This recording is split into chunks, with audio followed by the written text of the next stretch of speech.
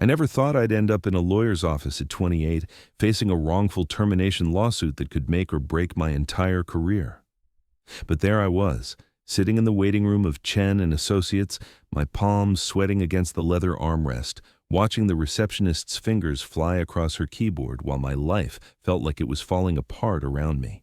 The law firm occupied the 15th floor of a downtown high-rise, all glass windows and minimalist furniture that probably cost more than my rent.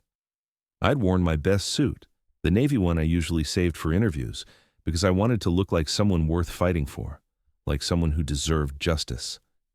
The fabric felt too tight across my shoulders, a physical reminder of how uncomfortable this whole situation made me. When the door to the inner office opened, I expected someone older, maybe gray-haired and distinguished. What I got instead was Daniel Chen himself, and the sight of him nearly knocked the breath out of my chest. He couldn't have been more than 35, with sharp cheekbones and dark eyes that seemed to take in everything about me in a single glance. His black hair was perfectly styled, and he wore a charcoal suit that fit him like it had been tailored specifically for his lean frame, which it probably had been. "Marcus Rivera?" His voice was smooth, professional, but there was something warm underneath it that caught me off guard. "I'm Daniel Chen. Please come in." I stood, trying not to trip over my own feet as I followed him into his office. The space was impressive, floor-to-ceiling windows offering a view of the city that stretched for miles. But what struck me most was how lived-in it felt despite the expensive furniture. There were case files stacked on one corner of his desk, a coffee mug with a faded university logo, a small succulent plant that looked like it actually got watered regularly. "Have a seat," Daniel said, gesturing to one of the chairs across from his desk. "Can I get you anything? Water? Coffee?" "I'm okay, thank you." My voice came out steadier than I felt, which was something. He settled into his chair with an easy grace, pulling out a legal pad and pen. "So, Marcus, tell me what happened. Start from the beginning, and don't leave anything out. Even details that seem small might be important." I took a breath, trying to organize 3 years of my life into a coherent narrative. I worked at Meridian Tech as a software developer for almost 3 years. I was good at my job, really good. I had excellent performance reviews, I led successful projects, I mentored junior developers. Everything was fine until about 6 months ago when they hired a new director of engineering, Richard Lawson. Daniel's pen moved across the paper, but his eyes stayed on me. "What changed when Lawson came on board?" "Everything." The word came out more bitter than I intended. At first, it was small things, comments about my personal life during team meetings, questions about whether I had a girlfriend, jokes about setting me up with his wife's friends. I kept deflecting, kept things professional, but he wouldn't let it go. "Did you ever explicitly tell him you were gay?" Daniel asked, his tone carefully neutral. "I didn't think I should have to." I ran a hand through my hair, frustration bubbling up. "My sexuality isn't relevant to my ability to write code." But yeah, eventually I did. There was a company happy hour about 4 months ago, and he cornered me, doing his whole guy talk routine. Asked me point blank why I never talked about women, so I told him I was gay. Daniel leaned forward slightly. "How did he react?" He laughed it off in the moment, said something about how, "It's cool, man, whatever floats your boat." But after that, everything changed. Suddenly my work wasn't good enough anymore. Projects I'd been leading got reassigned. I was left out of important meetings. My code reviews became nitpicky to the point of absurdity. He'd reject entire pull requests over formatting issues. "Did you document any of this?" Daniel's question was gentle but pointed. "I did." I pulled out my phone, pulling up the folder I'd created. I have emails, Slack messages, notes from one-on-ones. I started keeping records when I realized what was happening. I even went to HR twice. And what did HR say? The first time, they said they'd look into it. Nothing happened. The second time, they said that management has the right to reassign work as they see fit and that I should focus on meeting Lawson's expectations instead of complaining about his management style. The memory still stung. 3 weeks later, they fired me. Said I wasn't a culture fit anymore. Daniel was quiet for a moment, his pen still. Then he looked up at me, and something in his expression had shifted. There was anger there, controlled, but real. Do you have your termination paperwork? All of it. I handed over the folder I'd brought, stuffed with printouts and documents, severance agreement, exit interview notes, everything. He took the folder, but instead of opening it immediately, he set it on his desk and looked at me directly. Marcus, I'm going to be straight with you. What happened to you is illegal. It's textbook discrimination based on sexual orientation. The documentation you've kept is excellent, and the timeline is damning. I can win this case. Something in my chest loosened at those words. Really? Really? He smiled, and it transformed his entire face, made him look younger and more approachable. But I need you to understand what you're getting into. This won't be easy. Meridian Tech has deep pockets and a legal team that will fight hard. It could take months, maybe longer. They'll try to settle. And when we refuse, they'll try to drag your name through the mud. Are you prepared for that? I thought about the last 6 months. The slow erosion of my confidence, the sleepless nights, the way I'd started doubting my own abilities, the way Lawson had made me feel small and wrong and unwanted. I'm prepared, I said. I can't let them get away with this, not just for me, but for everyone else who might go through the same thing. Daniel nodded, something like respect in his eyes. Then let's get to work. That first meeting lasted almost 3 hours. Daniel went through everything with meticulous attention to detail, asking questions I hadn't even thought to consider, finding patterns in the documentation that painted an even clearer picture of discrimination than I'd realized. He was brilliant. I could see that immediately, but more than that, he was passionate. This wasn't just a case to him. It mattered. As I was getting ready to leave, gathering my things and trying not to think about how much this was all going to cost, Daniel stood and extended his hand. We're going to do this right, Marcus. I promise you that. His handshake was firm, warm, and lasted just a fraction of a second longer than strictly professional. When our eyes met, something passed between us, a flicker of recognition or connection that I immediately told myself I was imagining. Because the last thing I needed was to develop some kind of inappropriate crush on my lawyer. That would be a disaster. Thank you, I managed. I'll send over those additional files you mentioned. Perfect. And Marcus? He walked me to the door. Try not to worry too much. I know that's easier said than done, but you've got a strong case. We've got this.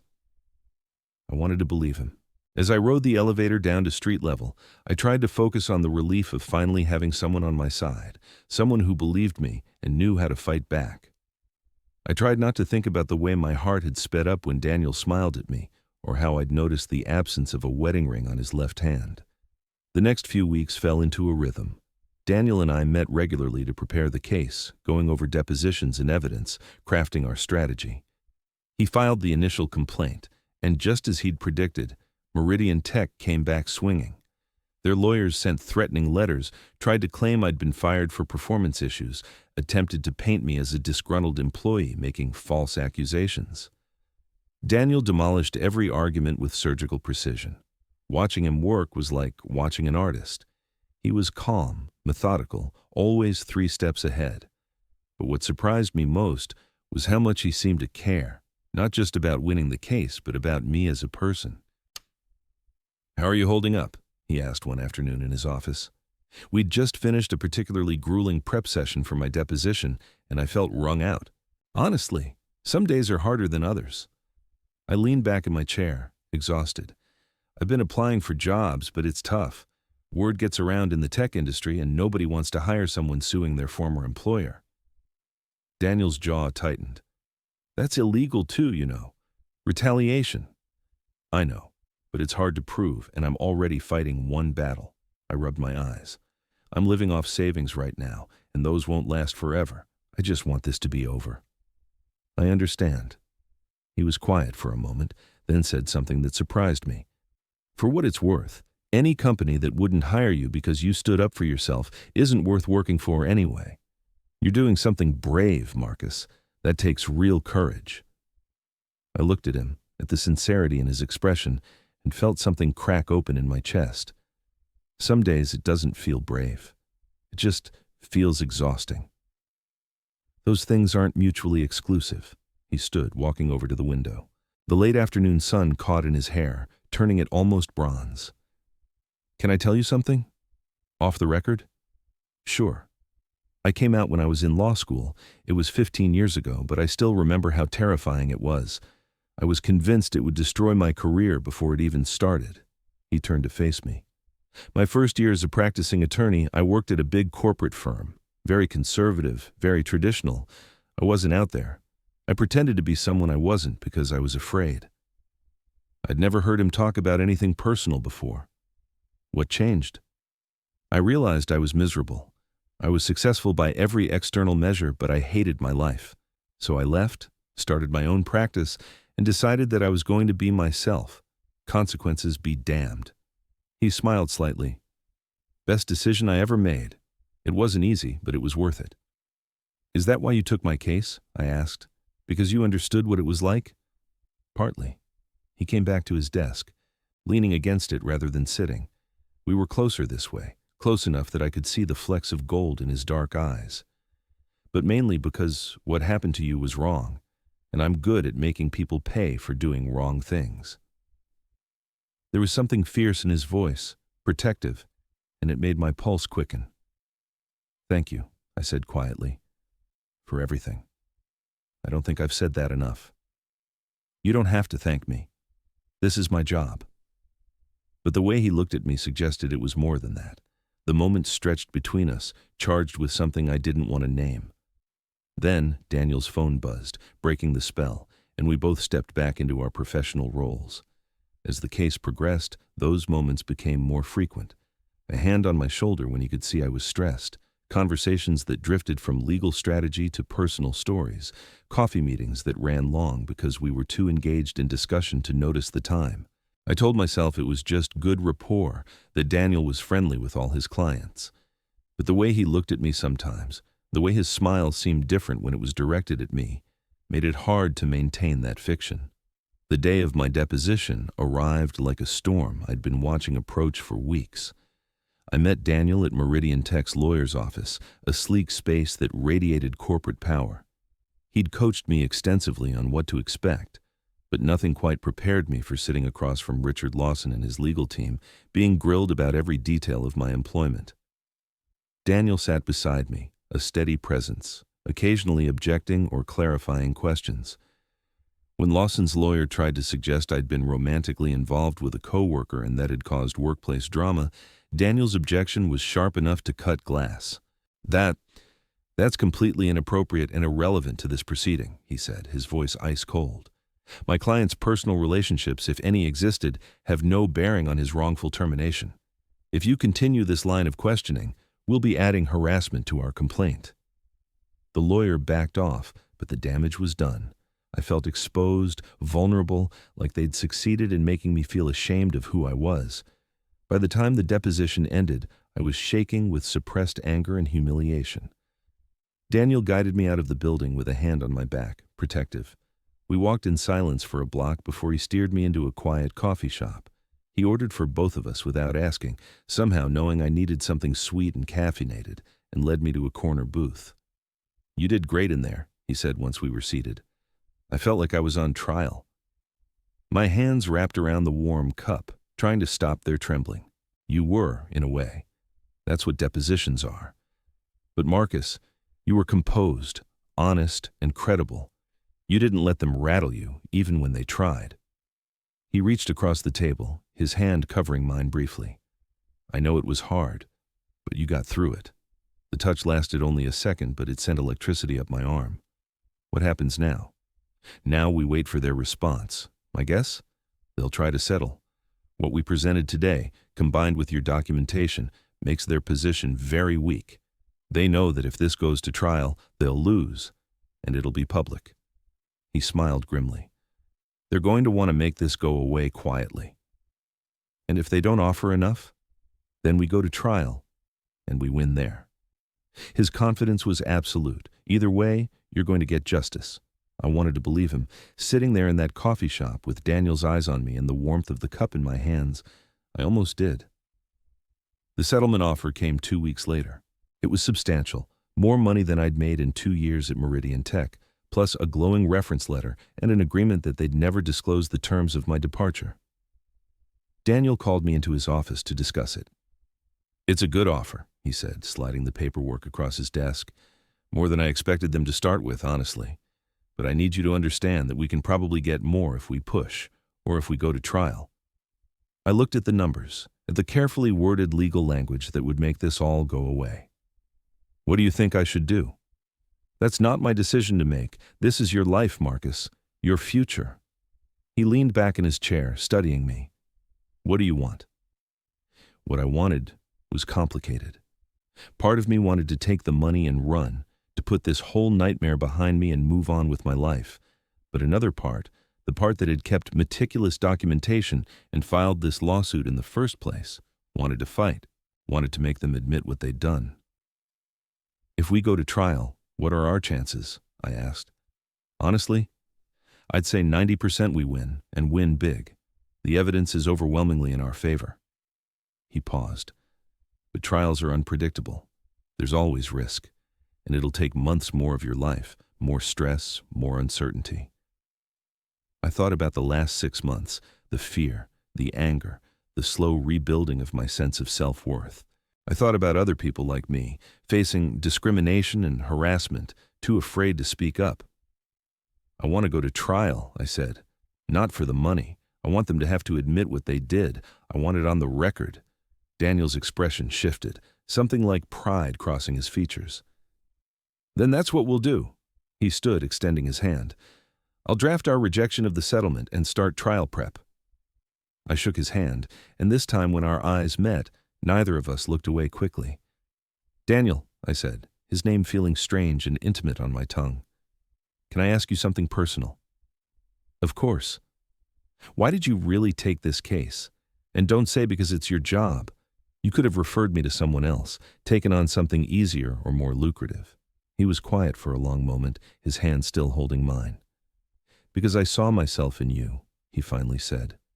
"That fear, that anger at being treated as less than because of who you love, and because I thought you deserved someone who would fight for you like you were fighting for yourself." He paused. "And maybe because I wanted to get to know you better." My heart stopped. "Daniel, I know." He released my hand, stepping back. "I know it's inappropriate. You're my client, and I shouldn't have said anything. But you asked for honesty. I'm glad you did." The words came out before I could stop them. "Say something, I mean. Because I've been trying not to think about you as anything other than my lawyer, and I've been failing spectacularly at it." The air between us felt electric, charged with possibility and danger in equal measure. "Marcus," Daniel said, and my name in his voice sounded like a prayer and a question. "We can't.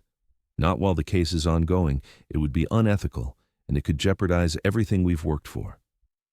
I know, and I did know, but that didn't make it easier. "After then?" He smiled, soft and genuine and full of promise. "After we can figure out what this is, if you still want to." "I will," I said with absolute certainty. The next 3 months were a special kind of torture. Daniel and I maintained strict professionalism during our case prep, but the awareness was always there, simmering under the surface. Every accidental brush of hands, every moment our eyes met across his desk, every late-night phone call to discuss strategy felt charged with unspoken possibility. The trial itself was intense. Meridian Tech's lawyers fought hard, but Daniel was relentless. He presented our evidence with devastating clarity, called witnesses who corroborated my story, and in his closing argument spoke about dignity and justice and the fundamental right to be yourself without fear in a way that left half the courtroom in tears. When the jury came back after only 4 hours of deliberation with a verdict in my favor, awarding damages that made the settlement offer look insulting, I felt something break open inside me. Relief, vindication, triumph, all of it crashing over me at once. Daniel's hand found mine under the table, squeezing once before he stood to thank the jury. Outside the courtroom, away from the cameras and reporters, I finally let myself fall apart. Daniel pulled me into a conference room, and I collapsed into a chair, shaking with the release of months of tension. "You did it," he said, crouching beside me. It's over. You won. We won, I corrected, looking at him through tears I wasn't ashamed of. I couldn't have done this without you. Yes, you could have, but I'm glad you didn't have to. He reached up, his hand gentle against my face, thumb brushing away a tear. And now the case is over. The implication hung in the air between us. Now it's over, I echoed. Marcus, my name again, soft and full of everything we'd been holding back. Can I take you to dinner? Not as your lawyer, just as someone who'd very much like to get to know you better outside of a courtroom. I laughed, the sound watery but genuine. I thought you'd never ask. That dinner turned into breakfast the next morning, in Daniel's apartment, sunlight streaming through the windows while we talked about everything except law and lawsuits. I learned that he was terrible at cooking, but excellent at ordering takeout, that he'd wanted to be a pianist before law school, that he volunteered at an LGBTQ youth center every week. He learned that I stress-baked, that I'd been writing code since I was 12, that I'd never quite gotten over my fear of swimming. We should fix that, he said, his fingers laced with mine across the breakfast table. The swimming thing, I mean. Are you offering to teach me? I asked, charmed by the idea of Daniel patient and encouraging in a pool. I'm offering to be there while you figure it out. I'm not much of a swimmer myself, he grinned. We could flounder together. It was such a small moment, such an ordinary conversation, but it felt monumental. Because it was about a future, about plans and possibilities, and the idea that this thing between us could be more than just the aftermath of a case. 6 months later, I'd started a new job at a tech company that actually valued diversity and had ironclad anti-discrimination policies. Daniel and I had navigated the shift from lawyer and client to something infinitely more complicated and wonderful. We'd had our first fight about something stupid I couldn't even remember and learned how to apologize and mean it. We'd met each other's families, navigated holidays and birthdays and all the small intimacies of building a life together. On the anniversary of the trial verdict, Daniel took me back to that same coffee shop where he'd comforted me after my deposition. We sat in the same corner booth, and he pulled out a small box. This isn't what you think it is, he said quickly, seeing my expression. I mean, it's not what you think, but it's not a ring. Not yet. Inside the box was a key. To my apartment, he explained. I know you have your own place, and I'm not asking you to give it up, but I want you to know you always have a space with me, that you're always welcome, always wanted, that what we have isn't just about convenience or proximity, it's about choosing each other, every day. I took the key, feeling its weight in my palm. Daniel Chen, are you asking me to move in with you? Eventually, maybe, if you want to. He looked nervous, vulnerable in a way I rarely saw him.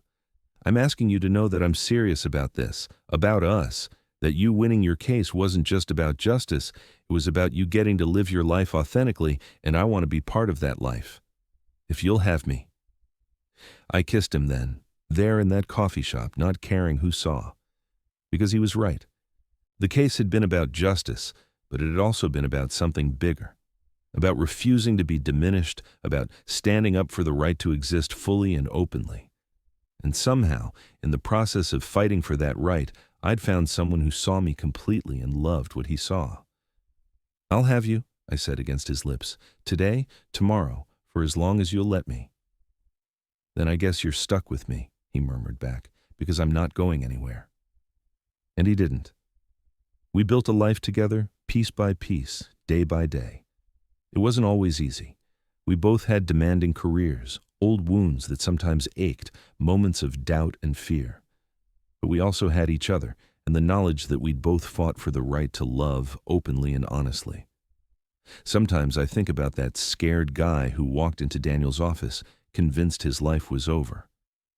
I wish I could tell him that it was just beginning, that the lawyer who promised to win his case would win so much more, that losing a job would lead to finding a home in a person who saw him and chose him and loved him exactly as he was. The case made the news, set precedents, helped other people fight their own battles. But for me, the real victory was simpler and more profound. It was learning that being yourself, fully and without apology, wasn't just brave. It was the only way to find the people and the love you deserved, and it was worth every difficult moment, every tear, every second of fear. Because on the other side of that fear was Daniel, was us, was a life I'd never imagined possible. And that was worth fighting for. Total char count, 24,847.